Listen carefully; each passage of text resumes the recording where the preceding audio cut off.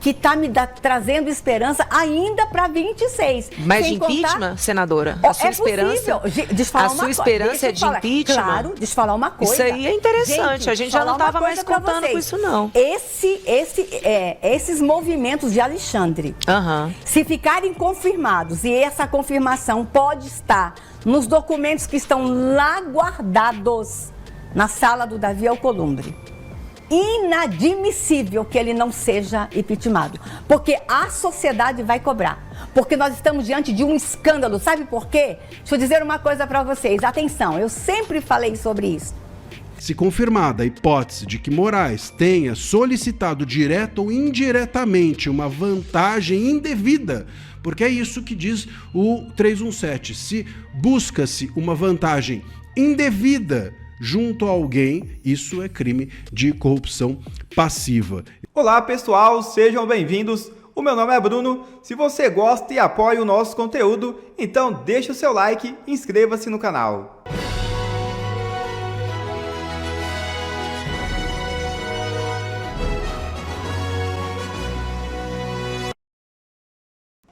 Banco Central reage e pede explicações de Toffoli sobre a cariação no caso Master. A autarquia apresentou dúvidas ao ministro por meio de embargos de declaração. O Banco Central pediu ao ministro do STF, Dias Toffoli, que esclareça a cariação dos investigados no caso do Banco Master. Marcada para esta terça-feira, a solicitação foi feita por meio de embargos de declaração apresentados nesta sexta.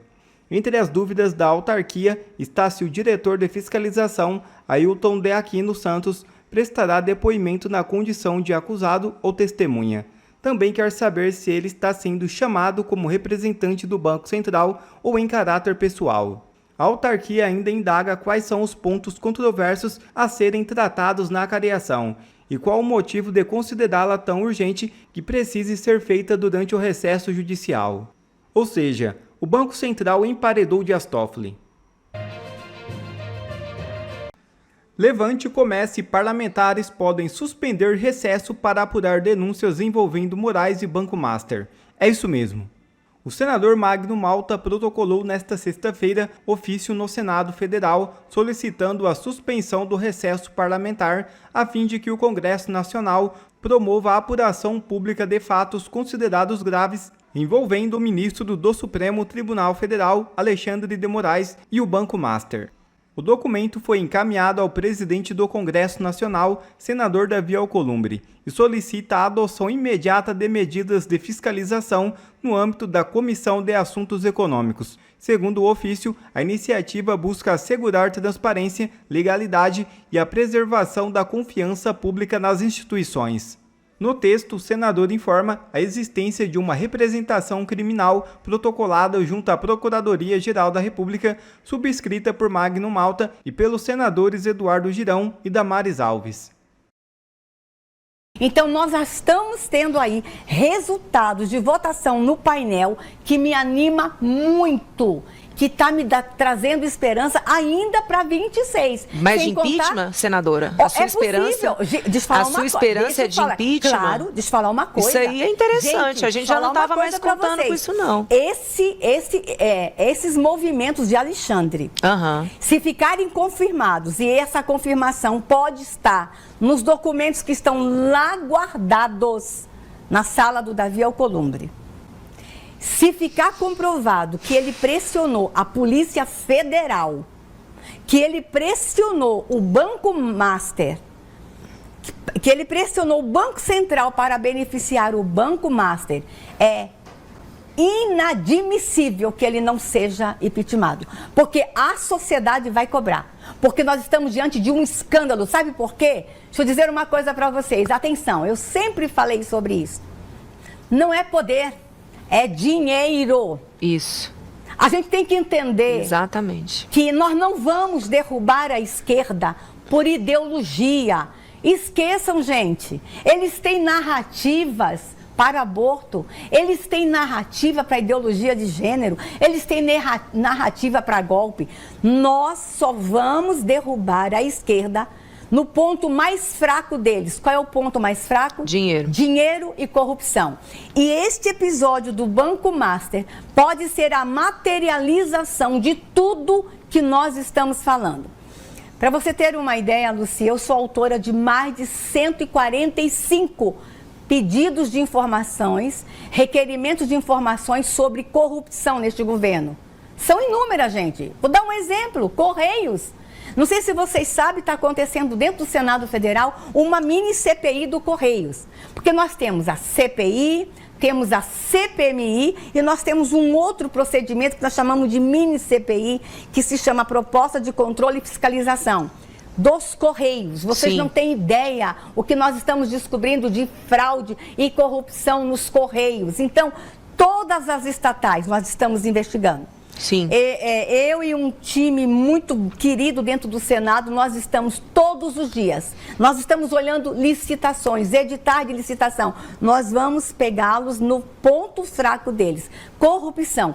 E aí é possível que nesse episódio se descubra que Alexandre de Moraes não era ideologia, era dinheiro.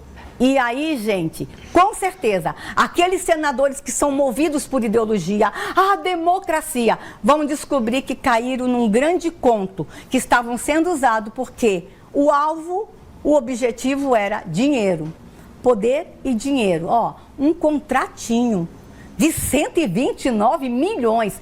Carol, você é advogada. Eu fui advogada há muitos anos. Você sabe que passa do normal uma pessoa ter um contrato de 3 milhões e 600 mil por mês. Por mês. Gente, e quando você vai ver que tipo de ação ela está defendendo para ganhar 3 milhões e 600 mil, é um processo de calúnia e difamação. Gente, cadê o OAB? Cadê o OAB contrato aberto com relação a isso? Todo mundo em silêncio. Então, este episódio, se a gente souber, Carol, conduzir de forma madura, e nós vamos precisar estar equilibrados, todos nós, e provar que a maioria dos senadores que estavam lá por ideologia foram usados e que o problema é dinheiro, o alvo é dinheiro e corrupção. Senadora maravilhosa, eu bato nessa tecla aqui no programa todos os dias. Não existe, eu falo isso, repitam comigo, crianças, não existe um contrato desses assuntos, como esse. Bora continuar, tá indo muito bem. Junta com o áudio aberto. Vamos lá. Não existe um contrato de 129 milhões da forma como existe o da doutora Viviane Barsi, né? Um contrato genérico de consultoria jurídica, quando você vai lá exatamente pesquisar, como a senhora mencionou aí, só tem um processo, eu tinha visto na imprensa em algum lugar que eram 3, quando vai pesquisar não tem nenhum processo que compense esse valor. Uma coisa é um advogado que está defendendo uma causa de bilhões e ganha uma porcentagem desse valor, mas não é o caso da Viviane, mesmo assim não ganha 129 milhões, então não existe dentro da advocacia um contrato dessa magnitude para ela simplesmente constar ali como se ela fosse a head, né, a gerente geral do jurídico de todo o banco e cuidasse de todos os processos do Banco Master. Mesmo assim 129 milhões seria um valor completamente irreal. Então é exatamente esse meu ponto, senadora. Por que né, a gente primeiro assistiu isso e agora vem assistindo, então, esse furo de reportagem da Malu Gaspar. Mas os senadores não tiveram uma reação imediata. Então, assim, estou assistindo a senhora falar, eu já fiz essa pergunta para Rogério Marinho, para o Girão, que é um amigo, enfim, para vários senadores que têm... Vários, né, alguns poucos senadores que têm a coragem de botar o dedo na ferida, como a senhora coloca, né? O senador Isalci esteve aqui com a gente essa semana e falou que o tamanho da oposição é 26, ou seja, não é nem esses 31, 32 que a senhora mencionou aí no começo, que é a quantidade de senadores que não tem o rabo preso. E aí eu fico vendo esse tipo de votação, como a dosimetria, que foi a 41 senadores, fica essa pergunta: isso daí é o centrão que está com medo da opinião pública, e a gente sabe que eles recebem para isso, emenda parlamentar, enfim, todos os mecanismos que a gente tem ali para que os senadores votem de acordo com os interesses do sistema, ou tem algum interesse por trás disso. A dosimetria foi costurada a quatro mãos com o Supremo Federal, a gente sabe disso, com o Supremo Tribunal Federal, a gente sabe disso. A gente lutou por anistia ampla, geral e restrita e veio esse Frankenstein aí. Esses senadores, eles estão apoiando porque já estavam de acordo com o STF? Qual é o sentimento em relação a essa virada de chave? Carol, tem sido o convencimento. Sentar com senadores, ler documentos e fazer o convencimento. 2023, todos os senadores que votaram a favor, lá naquela famosa CPMI terrível do 8 de janeiro, tinham certeza do golpe, tentativa de golpe, e o que se mostrava levaram eles, inclusive alguns, a erros. A partir dali, nós tivemos um papel, e alguns senadores, muito de forma silenciosa, de sentar com os colegas e mostrar documentos. Por exemplo, mostraram uma foto de uma idosa de 70 anos com uma Bíblia e o percurso que ela fez entre o acampamento e a esplanada, e que ela não tinha nem entrado no prédio e ela estava condenada. Então, nós tivemos um papel aí nesses 2 anos de sentar com os colegas e de fazer o papel de convencimento, de chamar os colegas na intimidade e dizer, olha, tem alguma coisa errada.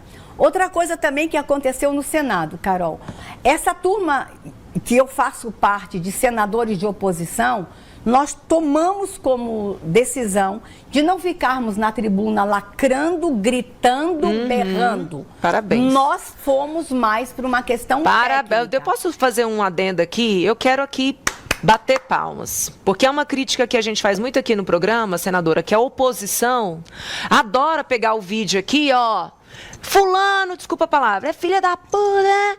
Isso aqui não é política, isso aqui não resolve. O que resolve é a arte do diálogo, é a palavra utilizada aqui pela senadora como convencimento. E o convencimento você faz com todo mundo que está no jogo. Sim. A senhora tem que conversar com todos os senadores, sejam de esquerda, né? Pessoas que às vezes, do ponto de vista ideológico, não têm afinidade, mas é o voto. Então é por isso que, por exemplo, a senhora conseguiu aprovar o requerimento de quebra do sigilo. Se fosse uma pessoa odiada dentro do Senado, se fosse uma pessoa vista como ultra polêmica, como infelizmente muitos políticos de direita hoje são vistos dessa maneira, não conseguem fazer nada. Tá tendo like na rede social. Sim. Né? Tá ali ganhando visibilidade, o vídeo está sendo compartilhado, mas o povo não ganha nada com isso. O que o povo ganha é ter uma pessoa com habilidade política de aprovar um requerimento impactante como esse, porque esses documentos vão ter que aparecer. Sim. Eles podem, por algum momento ali, serem protegidos, mas eles vão ter que aparecer. Então, eu preciso fazer esse adendo, porque a direita brasileira precisa amadurecer, sabe, senadora? Sim. Como a direita demorou para surgir no espectro político, até os eleitores, eles têm muita dificuldade, às vezes, em entender alguns movimentos. O presidente Bolsonaro foi muito criticado, muitas vezes, por esse diálogo. Eu vejo que a senhora é muito criticada por esse. Mas olha só os resultados. Então, gente, vamos dar o próximo passo. A direita só consegue convencer aqueles que ainda estão indecisos se ela entregar resultado real.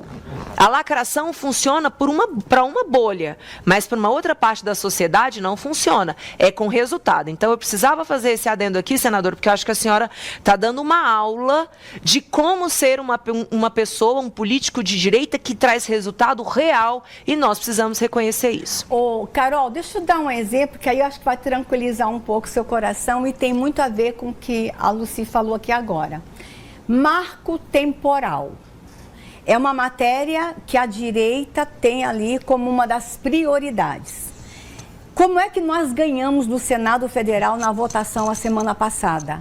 Ministra Tereza. A ministra Tereza, vocês não vão ver a ministra, a senadora Tereza, nas redes sociais lacrando, na tribuna gritando, mas ela teve 2 anos sentada com os colegas, olha só, levando documentos, levando mapas de área do Brasil, provando tecnicamente, conversando. Qual foi o resultado que surpreendeu a esquerda? Ganhamos com relação ao marco temporal. Vocês não viram Tereza fazer um vídeo lacrando sobre isso. Não. Mas era uma matéria que vocês sabem, que se passasse como a esquerda queria, nós teríamos uma grande tensão na sociedade. Sim. Cidades inteiras poderão desaparecer por causa do marco temporal. Vocês sabem disso, mas a ministra Tereza teve um papel de 2 anos, caminhando, 2 lendo. anos. Ela chegava para os colegas e dizia qual é a dúvida, em qual área você tem a dúvida. Ela vinha para o gabinete do colega com material. Ela foi ao Supremo, ela foi conversar com os ministros do Supremo. Então, assim, nós temos também um papel extremamente importante nessa questão do convencimento. Por exemplo, gente, tem matérias no Senado que eles não discutem mais sem nos ouvir. E me desculpa aqui trazer um pouco da minha falta de modéstia, mas nenhum senador discute sobre infância hoje sem ouvir a senadora Damares. Mesmo o senador da esquerda mais radical. Olha só que... Eles não falam sobre criança. Por exemplo, um Randolph não fala sobre criança sem chamar Damares. Um Contarato não fala sobre criança sem falar com Damares. Isso se chama poder. Poder. Eu sou relatora de projetos de lei que Randolph é autor e que ele pediu para mim relatar. Olha aí, gente. Porque o tema infância, eles entendem que eu tenho conhecimento da matéria. Isso, gente, é um trabalho... E sei que está todo mundo agoniado. Vocês querem mais, mas nós estamos tendo vitórias pontuais. Essa do Banco Master é uma vitória pontual da oposição. E essa situação que envolve o Banco Master, ela pode passar o Brasil a limpo. O que vamos ter que fazer agora, Carol? Equilíbrio, dar passos decisivos. Nós vamos precisar contar aí com todo o nosso apoio da nossa turma da direita. Atenção, turma da direita, mais do que nunca nós vamos precisar de vocês. Se essa história toda se confirmar, se realmente o Moraes atuou em favor do contrato do escritório da esposa dele, se ele pressionou o Banco Central, o Galípolo e diversos setores em favor do Banco Master, quais seriam os possíveis crimes cometidos pelo ministro? Vamos falar disso? Veja só, claro, se tudo isso for confirmado, se tiver tudo isso em algum momento estabelecido, se o Moraes fez o que todo mundo está dizendo ou especulando o que ele fez, quais seriam os ilícitos? Quais seriam os possíveis crimes cometidos? Muita gente falou em advocacia administrativa, mas não é só isso. Não é só isso. Tá?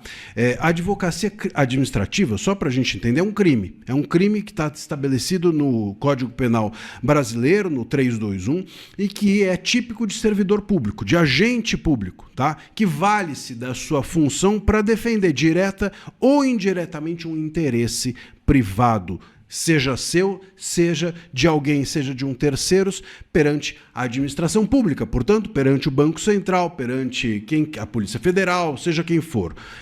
Isso é um crime, isso é um ilícito, e isso poderia ser um dos crimes eventualmente cometidos pelo ministro. Não importa se ele advogou e obteve êxito, não importa o resultado daquilo que foi feito, importa que foi feito, tá? Aliás, curiosamente isso, né? Porque o próprio ministro, né, condenou todo mundo por golpe tentado, pela simples cogitação de golpe, e agora algumas pessoas vêm dizendo assim, não, mas aqui nesse caso, e se ele só tentou? Não importa.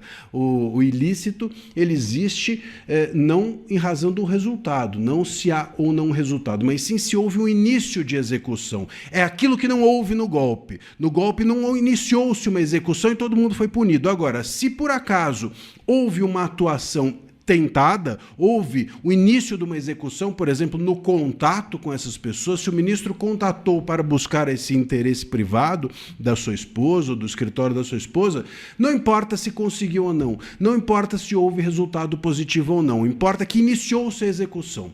Aquilo que no processo do golpe ninguém ligou, se iniciou-se uma execução ou não, aqui esse benefício a gente está dando, porque teria que iniciar uma execução. E a execução seria o contato, não o resultado. Vocês percebem? Então não importa se obteve êxito, importa que tentou, começou o contato, buscou-se, iniciou-se a busca por um resultado. Isso já é crime.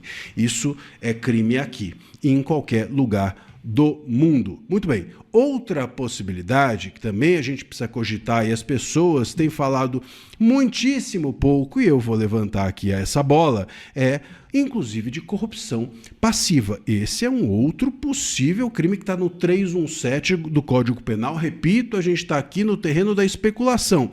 Se confirmada a hipótese de que Moraes tenha solicitado direta ou indiretamente uma vantagem indevida, porque é isso que diz o 317. Se busca-se uma vantagem indevida junto a alguém, isso é crime de corrupção passiva. Eu vou até mostrar aqui para vocês a corrupção passiva, tá? Estou lendo. É solicitar, receber ou aceitar, não importa, mas solicitar a promessa de uma vantagem indevida para si ou para terceiros em razão do cargo que você exerce. Então, se você busca essa vantagem indevida para você, é indevida e sim, nesse caso, seria indevida. Claro, ele está buscando um benefício que não é devido, né? Que é um favorecimento irregular ao Banco Master. Se isso aconteceu, pode inclusive ser enquadrado também como corrupção passiva. Bom, é bom apenas para vocês esclarecerem. Na prática, a gente sabe que nada disso vai acontecer, nenhuma acusação dessa virá.